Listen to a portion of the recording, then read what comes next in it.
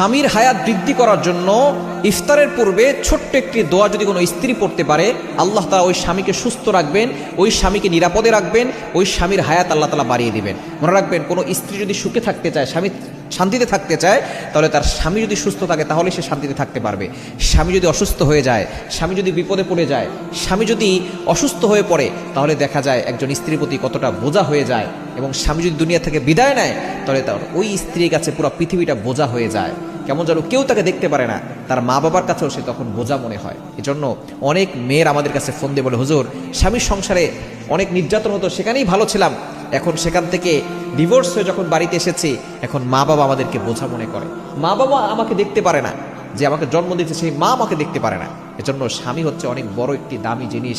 এই স্বামী যার আছে, সে ঢাল হয়ে আছে।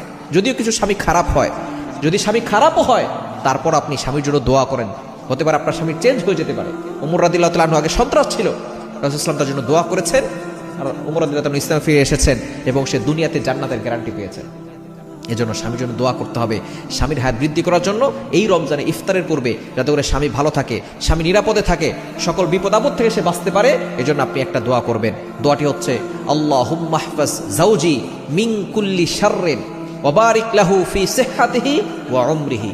এই ছোট্ট দোয়াটি যদি আপনি করতে পারেন আল্লাহর কাছে, যে আল্লাহ, আমার স্বামীকে তুমি সকল অনিষ্টতা থেকে, খারাপি থেকে তুমি হেফাজত রাখো এবং তার সুস্থতার ভিতরে, তার হায়াতের ভিতরে তুমি বরকত দান করো। এভাবে যদি আপনি দোয়া করেন, আল্লাহ তাআলা ইফতারের পূর্বে দোয়া করলে দোয়া কবুল হয়। এই সময় আমরা অনেকেই পেঁয়াজ ও আলুর চপ বানাতে ব্যস্ত হয়ে পড়ি, শরবত বানাতে নিয়ে ব্যস্ত হয়ে পড়ি। এই সময় আপনি আল্লাহর কাছে দোয়া করবেন, আল্লাহ তাআলা আপনার সকল চাওয়া পাওয়াগুলো কবুল করবেন।